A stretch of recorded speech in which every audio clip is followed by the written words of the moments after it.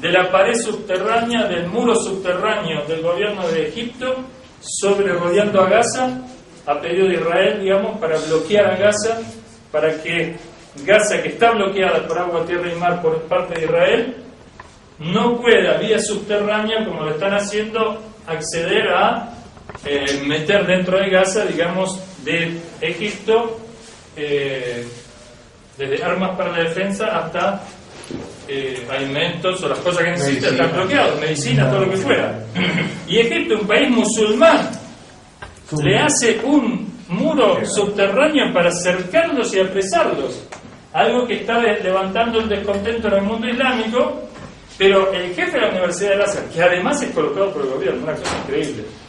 Nosotros, como vimos de las cualidades del imán, del líder islámico, es el conocimiento del din, el conocimiento del Corán, ¿no?, de las leyes islámicas, de las tradiciones proféticas.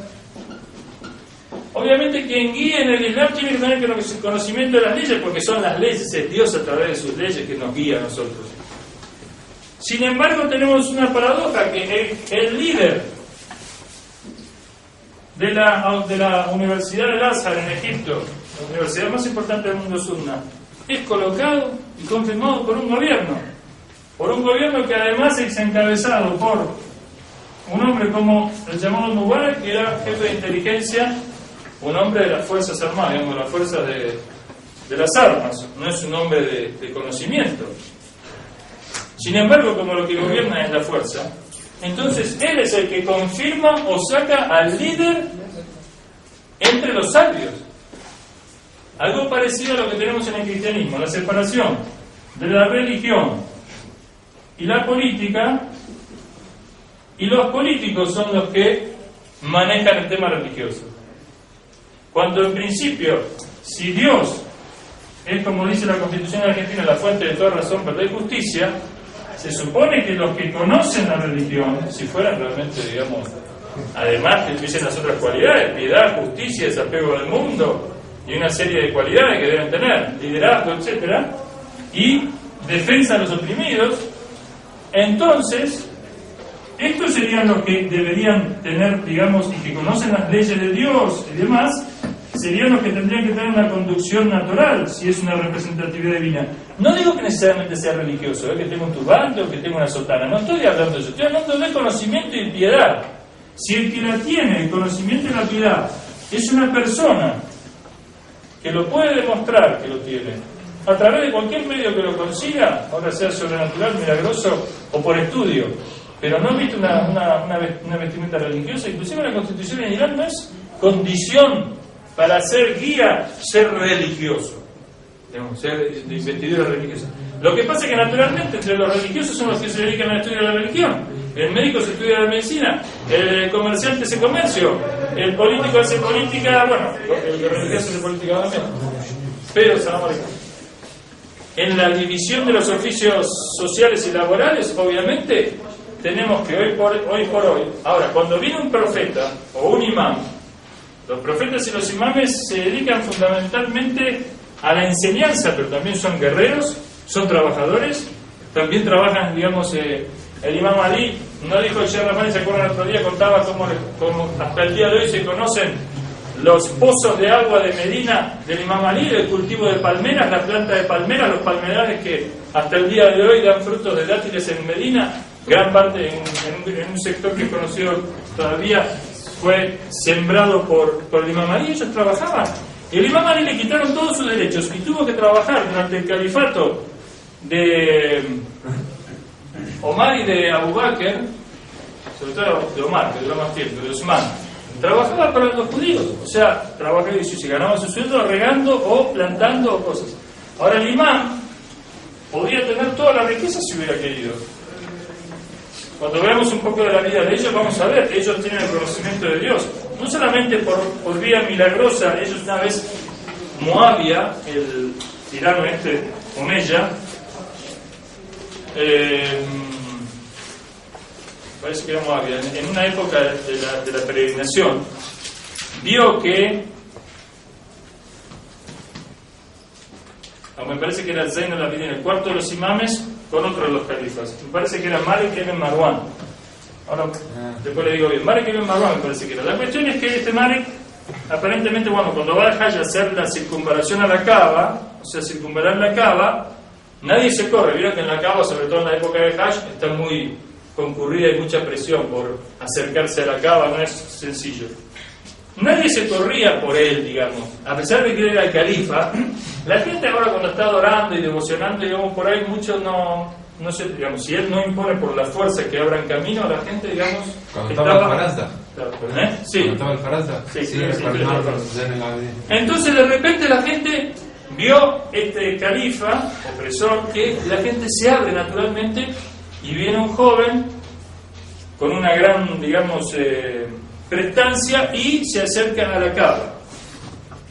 Era el Imam Zayn al-Abidin. La gente naturalmente se abre por respeto a él. Y este hombre se molestó, dice, como yo soy el califa y ¿quién es él? Preguntó por él. Entonces apareció ese poeta que dice, ¿no sabes quién es él? A él lo conocen las piedras de la Kaaba, a él lo conoce y empezó a hablar del Imam Zayn al-Abidin, de quién era el imam. La cuestión es que haciendo tawaf, ahora creo que es con el Imam Zayn al-Abidin, este califa le dice que si él, digamos, colabora con él, trabaja para él le va a dar riqueza, le va a dar los poderes, digamos.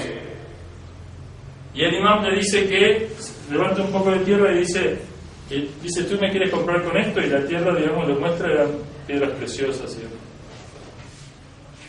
Nosotros somos representantes de Dios en la tierra. Si no fuera porque ellos, de acuerdo a la voluntad de Dios, porque para Dios es muy fácil, dice el Corán, si Dios quisiera, en un santiamento la gente lo adora, se prosterna, justicia en la tierra, está todo bien, digamos, Dios no tiene problema. Dios con una sola orden, digamos, nos mata a todos, con una sola orden nos da vida a todos, con una sola orden logra de nosotros lo que quiere.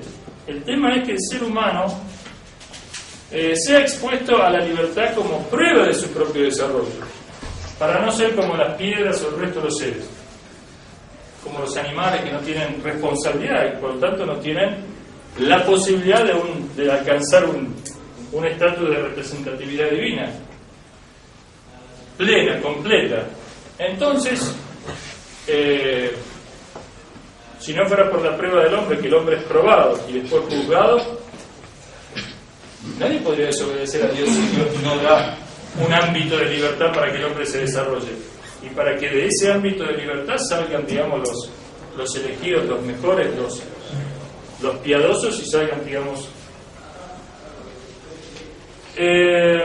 tenemos entonces que en el mundo actual, fíjense, los países más representativos en el mundo sunna hoy están aliados de Estados Unidos e Israel. Arabia Saudita le permite a Estados Unidos tener todas sus bases instaladas en su país. Lo apoya con la superproducción de petróleo para bajar el precio del petróleo por presión norteamericana. Le compra, hizo acuerdos por $20.000 millones con Inglaterra para compra de armas.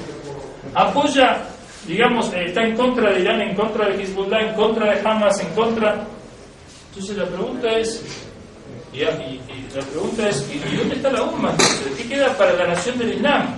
Si la nación del Islam, después de la caída del régimen del Imperio Otomano, que mantenía una unidad, ahora si bien no era un modelo de Islam ni de conducción islámica, pero al menos era el mundo islámico, pero como tal era un mundo integrado, digamos, los países en general, los países del Medio Oriente al menos estaban integrados, no todos.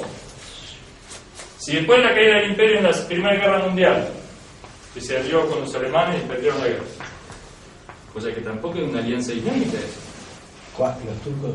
Claro, los turcos debieron mantenerse neutrales contra la guerra. Mantenieron neutrales en el sentido de ponerse a los dos en todo caso, y a tratar de evitar la guerra por el bien de la humanidad. Eso, digamos. Lo cierto es que con la caída del Imperio Otomano se desmembró el mundo islámico, se atomizó en países pequeños, separados, y el nacionalismo ocupó el lugar del concepto de umma islámica. Ahora tenemos ¿cuántos países islámicos todos rivalizando entre sí? Hasta en nuestros países podemos ver la rivalidad del mundo islámico, la mezquita de los egipcios, la mezquita de los saudíes, la mezquita de los iraníes. Una empresa petrolera. A la mezquita de los iraníes nosotros decimos lo siguiente. Nosotros, bueno, ya es una historia que no es para hablar ahora, pero Pero, digamos, sobre el tema de la unidad y cómo manejar el tema de la unidad con el resto de los musulmanes es un tema que después, inshallah, un día con más tiempo lo hablamos, pero lo que ese día cuando llegue les voy a querer decir es que nosotros tenemos acciones concretas en pro de la unidad con el resto de los musulmanes. Tenemos experiencia del llamado a la unidad y tenemos experiencia de las propuestas concretas de unidad y tenemos en ese camino logros y también fracasos. Sí. Hemos conseguido hacer cosas en conjunto y no hemos conseguido hacer otras. Pero ojalá que llegue un día pronto que todos los musulmanes estén unidos. Otros dichos que me alcanzó el hermano acá, dice un dicho que está en Sahih Muslim. Fi ashabi, dice el profeta, entre mis compañeros hay 12 hipócritas que no entrarán en el paraíso y ni siquiera sentirán el perfume de él. ¿Cómo es? Antes de que, de que entre el camello por el ojo de una aguja, ¿no? Que está en el Evangelio también. Hasta el Corán es Entrará antes un camello por el ojo de una aguja que un rico al paraíso, ¿no? Dice el Evangelio. Sí. Bueno, acá dice que estos entrará antes un camello por la cabeza de una aguja, imposible, ¿no? Antes que estos hipócritas entren en el paraíso. Eso lo dice Sahih Muslim. Por otro lado, ellos dicen que los compañeros de cualquiera de ellos que os sigáis, os salvaréis. Cosa que es una contradicción, pero eso después lo vamos a ver. Y por último dice también en Sahih al-Bukhari, dice el profeta: Fátima bid'atu minni faman aghdabani. Fátima es una parte de mí, dijo el profeta. Fátima, mi hija, quien la hace, quien la enfurece, quien hace enojar, quien la enoje, me enojará a mí. Quien me enoja a mí, enoja a Dios. Y quien enoja a Dios, va al infierno. Dios es muy misericordioso. Bismillahi ar-Rahman ar-Rahim. Dios es el clementísimo y misericordiosísimo. ¿Sí? ¿Saben la diferencia entre Rahman y Rahim? ¿Nunca le explicaron? Sí, Rahman en este mundo, general. Rahman Dios es misericordiosísimo, es con toda la creación. Sean los faraones, los Césares, los Bush, o sean los creyentes, los piadosos y los mejores y más virtuosos. Para todos sale el sol, todos respiran, todos gozan de la vida, todos disfrutan de las bendiciones de Dios momentáneo o pasajeramente en este mundo. Pero Rahim es solamente con los creyentes, ¿sí? O sea, que esta es una misericordia universal y general, abarca a todos, al faraón y a Moisés. Pero esta misericordia especial es solo para Moisés, no para el faraón. Y esta no solamente pertenece a este mundo, sino que, de acuerdo a un hadith de 100 partes, con una parte de la misericordia divina tienen lugar todas las bendiciones de la tierra. Las otras 99 se reservan para los creyentes en el otro mundo. Por lo tanto, imaginemos, ¿no? Si todas estas bendiciones de las que gozamos son apenas una parte de la misericordia. 99 partes, como una cuestión simbólica, 99, ¿no? No es que tenga límite la misericordia de Dios. Se goza el creyente en el otro mundo donde esta misericordia universal y general no corre. Y donde el faraón no va a entrar al paraíso, no va a estar en el mismo lugar que Moisés. Entonces dice: Fátima es una parte de mí, quien la enoje, me enoja. Sahih al-Bukhari. Y dice, la cita después se la doy a los que tengan interés, para no extenderme. Tomo 4, página 210. Innama hiya, dice otro hadith también en Sahih al-Bukhari. Innama hiya bid'atu minni. Ciertamente Fátima es una parte de mí. Yurini ma araha. Dice, Yurini ma araha. Creo que me ve a mí, quien ve a ella. Wayudini man ma araha. Creo que le gusta, me parece que es lo que me gusta, o le place lo que me place, y le molesta lo que me molesta. Y después, esto es como 2 hadices introductorios, y después tiene 2 hadices más que dice que Fátima se enojó con Abu Bakr, porque Abu Bakr le retiró sus posesiones de Fadak, su herencia. Cuando Abu Bakr le dijo que los profetas no dejan herencia, Fátima le contestó con el Corán. Le dijo, primero, que Fadak, que era un territorio importante que había obtenido el profeta en la batalla de Khaybar, primero que ella le había regalado al profeta, no era herencia, era un regalo del profeta hacia ella, y los profetas cuando regalan no es que por favoritismo familiar, sino por una cuestión de la importancia que tenía la familia del profeta en la guía de los musulmanes y la fortaleza económica que debía tener para poder distribuir ese dinero. Le quitan la herencia porque no fue gratuito que desplazaron a Ali de la sucesión, como vamos a ver. Fueron, incendiaron la casa, abortó Fátima a su hijo de una patada que le dieron a la puerta y la aplastaron contra la puerta, lo llevaron a Ali arrastrado, encadenado, hasta la mezquita donde estaba Abu Bakr para que le dé su acuerdo. Mohsen se llamaba el hijo de Fátima que estaba en el pie.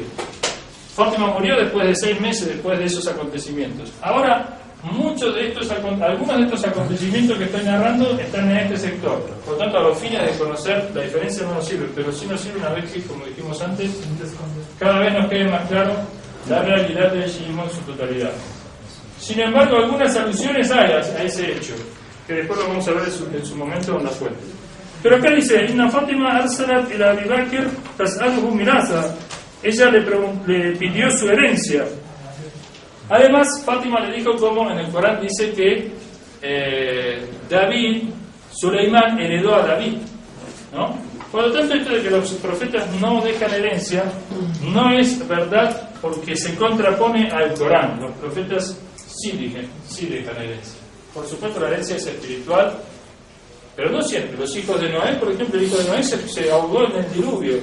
Está en el Corán. Y Allah le contestó, no es de tu familia. En el sentido que sí era hijo, digamos, carnal, pero al desobedecer al profeta, ¿sí?, al unirse a los enemigos del profeta, no hay una cuestión, digamos, que necesariamente por herencia, ya lo dijimos antes, la herencia condiciona pero no determina. Nosotros podemos decir, ¿quién es él? ¿Quién eran los padres? ¿Quién es la familia? Eso sirve como para formar una imagen de la persona, pero no es determinante. Puede ser que salga un gran hombre piadoso, virtuoso y demás, una familia mala, y puede ser al revés. Eso ya lo hablamos antes. La cuestión es que sigue este hadith que está en el Bukhari y el Sahih Muslim, en los dos está además, y dice que Fátima se enojó con Abu Bakr y no le habló hasta que murió, le retiró la palabra. ¿Saben que Fátima, al igual que el profeta, al igual que los imames, al igual que en general los profetas, son muy misericordiosos con la gente? Los profetas son representantes de Dios y por lo tanto en su vida está lleno de ejemplos del perdón, Nosotros tenemos un dicho del profeta Muhammad que una mujer que abortó, es importante para los que están en cuestiones, abortó y los compañeros dijeron que merece el infierno, abortó, mató a su hijo por temor a la pobreza, por lo que fuera. Y el profeta le dijo, no le dice así, porque sepan que si ella o cualquier ser humano matase 70 profetas y luego se arrepintiese, verdaderamente Dios lo perdonaría. Por supuesto, una persona mata 70 profetas, difícil que se arrepienta. Pero de todas maneras, matar a un niño es un pecado muy grave, obvio. Pero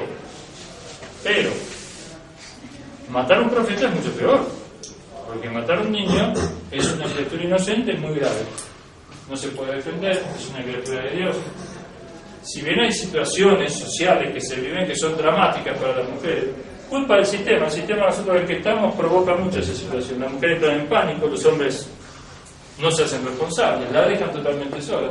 De cada 10 mujeres, 9,5, por decir, se hacen cargo de eso y se llevan adelante la cuestión sola con todo el sufrimiento que eso implica. La sociedad no le interesa, sigue con toda la pornografía, sigue con toda la porquería, no les importa nada que la gente se reviente, no les importa absolutamente nada, ni a los medios, ni a los ricos, ni a los poderosos, ni a los gobiernos, ni nada. En Argentina la trata de blanca, la prostitución, una cosa extendida, una red impresionante en todos lados, está al alcance de todo, está en las zonas rojas, ya se sabe, pero están todos arreglados, con la policía, está en la iglesia, a veces se hace la vista gorda y no combate el tema. Entonces, otras veces sí, no siempre, digamos, la iglesia a veces sí combate este tema, pero de todas maneras yo creo que la iglesia, si bien lo combate, no lo combate como lo debería combatir, igual que la pornografía. La iglesia debería llamar a una resistencia activa. Deberían llamar a la misa los domingos resistencia activa, apagar los televisores, hacer campaña, movilizar su... Tiran una queja al aire. Sabemos que la Iglesia siempre se vive quejando de los males del mundo, pero digamos que efectivamente resistir efectivamente eso, mejorar la situación social, ponerse del lado de los pobres, eso lo hacen algunos en la Iglesia, pero la Iglesia como sistema desgraciadamente vemos que no. Yo les conté la carta que le mandó el Papa al presidente de Palestina cuando secuestraron a un soldado israelí, este de 19 años que estaba ocupando Gaza. Los palestinos lo secuestraron. Entonces escribió el Papa Benedicto XVI al presidente palestino pidiéndole por este soldado israelí. Y el presidente le dijo que nosotros tenemos 10.000 presos en las cárceles israelíes, un estado que ocupa nuestro territorio. 1.400 son mujeres, ¿sí? Más de 500 niños, y nosotros nunca recibimos una carta suya. Ahora, eso no es la primera vez que los papas lo hicieron. El Papa Juan Pablo II le escribió a Iván Jomeini una carta igual, cuando aquí en la embajada de Estados Unidos los estudiantes toman la embajada, porque la embajada es un centro de complot no solamente individual sino regional, como después fue demostrado en los archivos que ellos recuperaron, que los habían roto, digamos, como rompecabezas, reunieron los archivos, publicaron los libros. Y además que era sabido, digamos, que era el centro, digamos, de planificación, de conspiración y de donde se orquestó el golpe de Estado en 53 aquí en Irán y demás, cuando se nacionalizó el petróleo, ¿no? Hicieron un golpe de Estado para volver a tener el petróleo en manos norteamericanas. Entonces, tomaron prisioneros algunos, los funcionarios de la embajada, muchos de ellos espías. ¿Qué hizo el Imam Khomeini? Liberó a los negros, ¿se acuerdan? Los empleados negros los liberó. Con lo cual a mí me dijeron en Buenaventura, los hermanos de Buenaventura me dijeron que cuando una de las cuestiones que realmente sacudió al África entera, dice, alguien que piensa en nosotros, que se acuerda de nosotros, el Imam Khomeini liberó porque ustedes son oprimidos, ustedes oprimidos en Estados Unidos, mismo en Estados Unidos, pero no, son y fueron oprimidos. Que después en Buenaventura me dijeron algo muy interesante, porque Karim Arroyo también me contaba, decía, el segundo hecho que sacudió al África y a los negros fue que Irán rompió relaciones con Sudáfrica por el apartheid. ¿Quién se acuerda de nosotros en este mundo? Yo mismo en Buenaventura lo vi. Hay apartheid ahora en Buenaventura. En Colombia, ¿cuántas son la gente de color negro que puede tener acceso a la televisión en Colombia? ¿Ustedes ven televisión en Colombia? Hay 30%, me equivoco, de gente de color en Colombia. Ustedes no van a ver menos la televisión, son todos rubios, noticieros todos rubios. Ah, claro. Eso lo mismo en Venezuela también. Sí, sí. En Venezuela una cosa que una india, una persona, digamos, nativa, no, eso A poner como... En Argentina también. En Argentina también. Pero mucho peor que eso, yo en Buenaventura vi las escuelas donde no tienen acceso a los negros. En Buenaventura es una isla. La mayoría de los habitantes son negros, no tienen acceso a los puestos importantes. Bueno, ahora puede ser que haya cambiado la situación. En ese momento, por ejemplo, no tenían acceso ni a los bancos, había escuelas de blancos solamente. Una cosa impresionante. Pero bueno, la cuestión es que cuando rompió relaciones el Imam con la revolución islámica, con Sudáfrica, por el apartheid, entonces también eso provocó un movimiento muy importante. Entonces, bueno,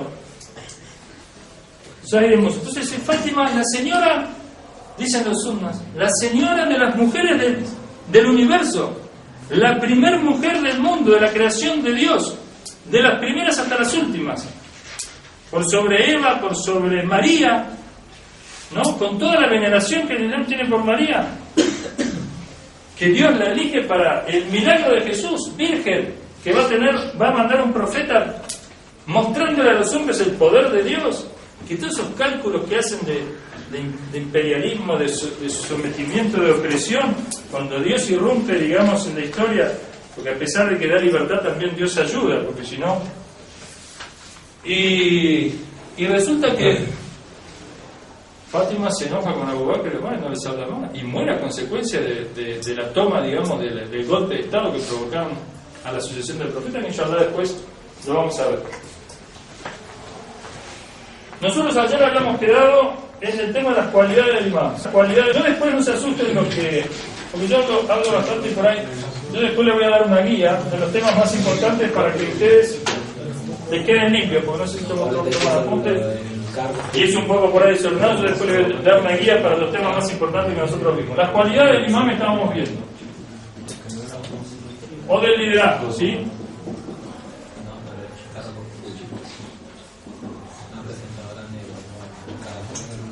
Habíamos visto que debe ser elegido por Dios primero.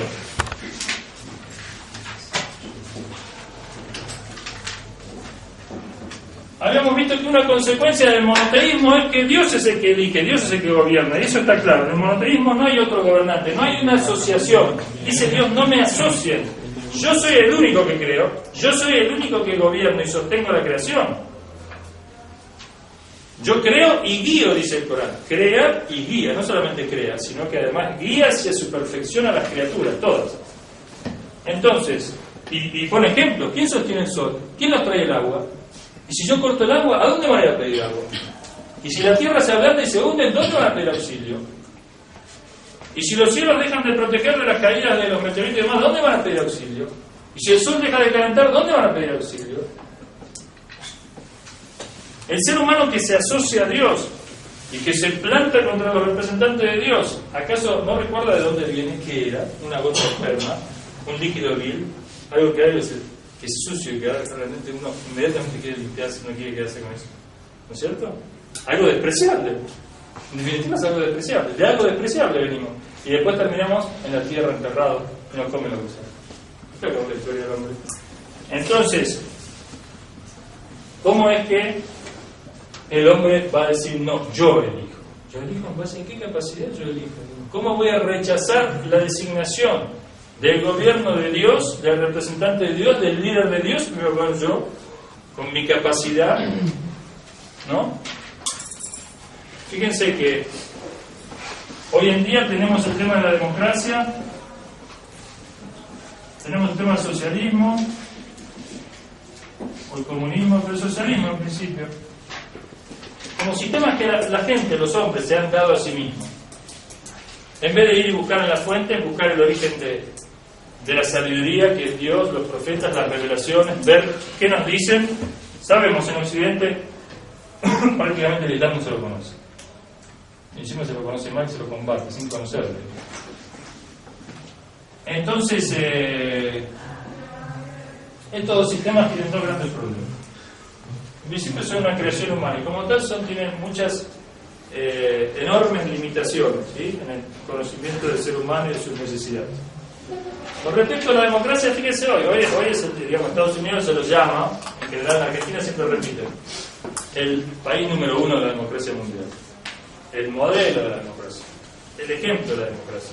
Hasta son capaces de que un negro asuma el mando del poder. ¿Yo tengo No, todavía. ¿Sí? Todos faltan un día. Entonces, no es un ejemplo de democracia un hombre como Obama, que alcance el poder extraordinario, realmente extraordinario. Poco apoyo al principio, demás y demás. Eso no importa. Sin embargo, Estados Unidos en el gobierno, primero para formar parte. Obama, sí, está bien, tiene la piel negra, pero es un multimillonario senador norteamericano, y además, por supuesto, que vendió el alma al diablo para llegar. Y por supuesto que además tiene muchas limitaciones sobre lo que realmente puede ser, y además que no hizo nada, en realidad no hizo nada como para cambiar realmente la situación. O sea, sigo con todas las políticas norteamericanas, digamos, que la dictan además, son cuestiones de Estado más que de una persona. Y le dieron un premio Nobel. La mentira. Se manejan ellos con el tema del control de Naciones Unidas por veto, derecho a veto. Saben que Israel es el país más condenado en Naciones Unidas, siempre salvado por el veto norteamericano. Como decía el Imam Khomeini, el veto en Naciones Unidas es el ejemplo más claro de la ley de la selva. El gobierno es más fuerte, el que veta. ¿Quién veta? Los que ganaron la guerra. ¿Quiénes ganaron la guerra? Los que tienen fuerza. Es decir, el criterio para que 5 países en el mundo, China, Francia, Inglaterra, Norteamérica y Rusia, tengan derecho a veto, que son unas grandes potencias. No hay una cuestión de un juez, digamos, de un valor, de la virtud, la sabiduría, la valentía, la defensa de los oprimidos. Estos no son valores que se tengan en cuenta. Dime cuánta fuerza tiene, dime cuánto gobierno quiere. Entonces, en rigor lo que el hombre se ha dado a sí mismo. Ahora con el socialismo tenemos otro tema.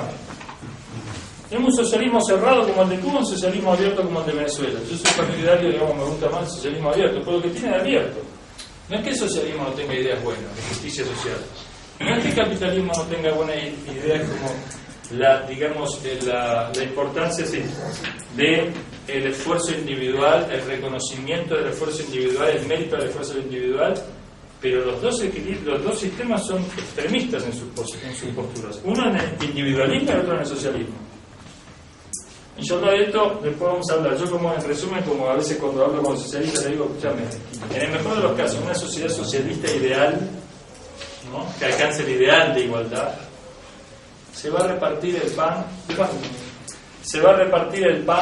¿no?, y las bendiciones, digamos, materiales, en forma igualitaria, sin que haya diferencia, ni entre el partido gobernante, ni entre los funcionarios del gobierno, cosa que no ocurre, y el resto de la sociedad, ¿sí? Perfecto. Ahí tiene muchos logros, en algunos puntos tiene muchos logros, como el caso de la medicina, muchos desarrollos que realmente son muy meritorios en el socialismo. Pero, en el fondo, una vez supuesto de que se llega a esta igualdad social, a esta justicia en el sentido de igualdad social, queda pendiente un tema, y es que nosotros tenemos en cualquier familia, hacia adentro de una familia bien constituida, normal, una familia normal. En una familia normal, no me llevan la punta. En una familia normal, un pedazo con un poco de comida, el papá y la mamá le ceden su porción a los hijos, digamos, ¿no? Y son capaces de dormir con hambre, o si hay una frazada, se la dan a la hija o al hijo. La madre cuántas veces queda despierta al lado del hijo enfermo, etcétera. Eso es mucho más que socialismo, eso es mucho más que justicia, eso es amor, es sacrificio, es entrega, digamos, del propio derecho, renuncia al propio derecho por el otro. Y sin embargo, en una familia bien constituida que se basa en el amor y en la justicia, y nunca en la opresión y en la injusticia, supuesto que se realice eso en una sociedad, todavía tenemos la gran pregunta de fondo: ¿y para qué estamos? Porque los animales practican la justicia social, digamos, sin que tengan ningún problema. ¿Cuál es el mérito de tener que recorrer todo un ciclo, digamos, de historia humana para llegar, en definitiva, a ser como un panal de abejas o un hormiguero? Donde todos, digamos, se distribuyen equitativamente la comida. Donde nadie acapara para sí para matar de hambre al otro. Entonces, tenemos que en el socialismo, al cortar la idea de Dios y la trascendencia, y después el socialismo termina fracasando en la práctica. ¿Por qué? Porque tenemos tres sistemas para gobernar a la gente. Uno es el temor. Es válido el temor. Si yo no creo en Dios y a mí nadie me ve, si yo tengo el respaldo del partido, si yo tengo los privilegios del partido, y bueno, ¿y qué me frena a mí ante una tentación? Es muy difícil. De cada 10 puede ser que salgan 2 coherentes, consecuentes y se abstengan, pero además nosotros, digamos, por debilidad propia. Ahora, si yo tengo un policía interno, si yo sé que siempre me ven, que siempre me están filmando, y yo tengo que rendir cuentas, ya me cuido un poco más, ¿no es cierto? Me cuido más. Eso es por el lado del temor. Ahora, por el lado del beneficio, si a mí el partido me da lo mismo que al otro que no hace nada, ¿cuál es mi estímulo? Me van a decir, bueno, mi estímulo es la causa, la idea, la ideología. Bárbaro, pero de cada 10, ¿cuántos tienen ese estímulo? Y entonces termino, ahora sí, está nervioso, termino. En el Islam tenemos que, aunque nadie me vea, yo si hago una obra de bien, nada más que quitar del camino una piedra para que otro no se tropiece. Nada más que eso, una cosa tan simple como eso. Yo tengo una recompensa de Dios, tengo una recompensa grande ante Dios. Cualquier ayuda que haga, cualquier sacrificio, aunque nadie me vea, tiene mucho valor. Yo estoy tratando con Dios, yo estoy trabajando con Él, y Él me promete, dice, el que me agradece le aumentaré. No solamente todas las bendiciones que nos da sin hacer nada, nos da sin hacer nada, la verdad, no nada. Ya por el hecho de nacer nos da. Ahora dijimos el temor, el beneficio, y después el amor, es decir, saber que uno está con Dios, y ya ni por el temor ni el beneficio. Ahora, cuando yo no tengo por encima de mí nada, en definitiva lo que tengo es la gloria, digamos, de que los demás me reconozcan, el reconocimiento de los otros. Puede ser un factor de estímulo, pero evidentemente es un factor de estímulo que a la larga no alcanza para responder a los grandes interrogantes y a las cuestiones fundamentales del hombre, que es el sentido de la vida y la trascendencia. ¿Qué pasa?